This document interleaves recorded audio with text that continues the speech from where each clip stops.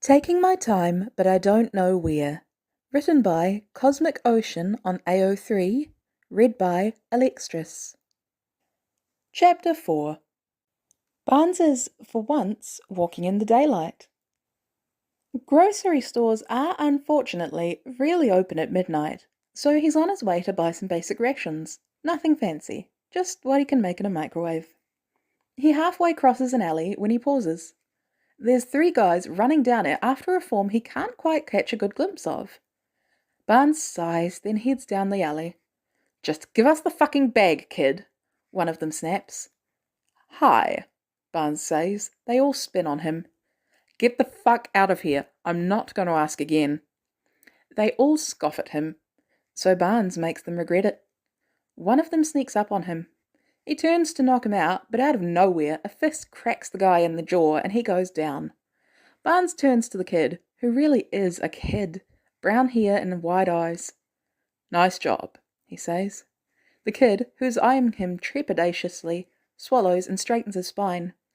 "I've been practicing," he answers in a very familiar voice. Barnes freezes, then sighs. "You want a hot dog?" he asks. The 2 of them sit on a fire escape with their hot dogs, looking down at the alley. "It's weird seeing you in the daylight," the kid says. "I kinda thought you only came out at night, like Dracula." "Needed groceries." "Can you cook anything at the hotel room?" "Just what I can make in the microwave." They lapse into silence. "You should have given them the backpack," Barnes says eventually. "It ain't worth your life." "It's got the uniform in it." "It's not like it's designer, kid. You can buy another hoodie." "But what if they recognize it?" "Then that's the next problem. Take your day problem by problem." "Is that what you do?" "Yeah." They're quiet again. "Are you hanging out with me because I remind you of Steve?" the kid asks. Barnes pauses, hot dog halfway to his mouth. "In some ways you do," he says finally. "And in some ways you don't. Mostly, I think you're on a surefire path to getting hurt, and I can stop that before it starts." He takes a bite out of the hot dog. "Bad things that happened because you can stop them but didn't are your fault, right?" The kid looks down at his hot dog. "I'm Peter," he says, "by the way." "Hey, Peter." "Gonna tell me if you had any other names now?"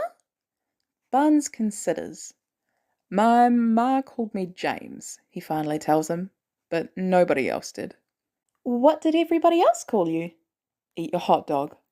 "James Barnes, like the war hero?" Barnes looks down at the ground. "Yeah, like the war hero." "I don't know much about him.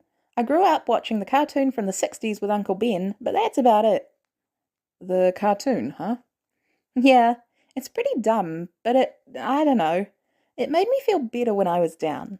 Peter swings his legs over the side of the fire escape a little. "I don't watch 'em anymore." "They're probably pretty dumb, but you should take joy where you can find it."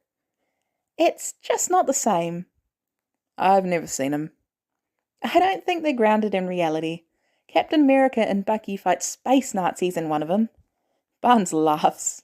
"What's the difference between a space Nazi and a regular Nazi?" "They're wearing funny spacesuits, I think." "No." Barnes shakes his head, smiling slightly. "No. Captain America and Bucky Barnes never fought any space Nazis." He looks to see Peter grinning at him. "What?" "I didn't think you could smile." But Peter tells him, "I thought you just had various moods of grouchy." "Yeah, well, broken clock's right twice a day." Barnes looks down at the ground again. "You want to come get groceries with me?" "Sure." "This is crazy," Peter says, looking at Barnes' basket. "You have to live on more than instant oatmeal, microwave dinners, and oranges." Never turn down an orange, kid. Oranges had been a rare treat when he was growing up. It was one of the few indulgences Barnes really has. "How do you even stay in shape?" "I walk a lot." "Yeah, that makes sense." "Peter?" Peter turns, blinking, to see a kid about Peter's age in a science fair shirt. "Ned!" Peter says. "Hey, this is my Uncle Barnes. Uncle Barnes, this is Ned." Barnes is also going to have to teach the kid to lie better. "Hi, Ned." Hi. Ned's squinting suspiciously. I didn't think you had any uncles other than Uncle Ben. Long lost. He's been, stationed, so I don't get to see him that much. Ned's squint gets squintier. Uh-huh. Kid, Barnes says, why don't you go hang out with your friend? Peter answers, probably seeing the tunnel of questions Ned is going to have for him. The thing is, I really would like to spend time with you, Uncle Barnes. Go hang out with your friend, Barnes repeats. We'll catch up later. Barnes gives Ned a little wave, remembering that's something that people do. Good to meet you, Ned. Bye, Uncle Barnes, Ned says, in everything except actual air quotes. Peter gives Barnes a gee thanks kind of look, before going to join Ned, who immediately starts hissing questions. Barnes, undeterred, goes to pick up some Cliff Bars.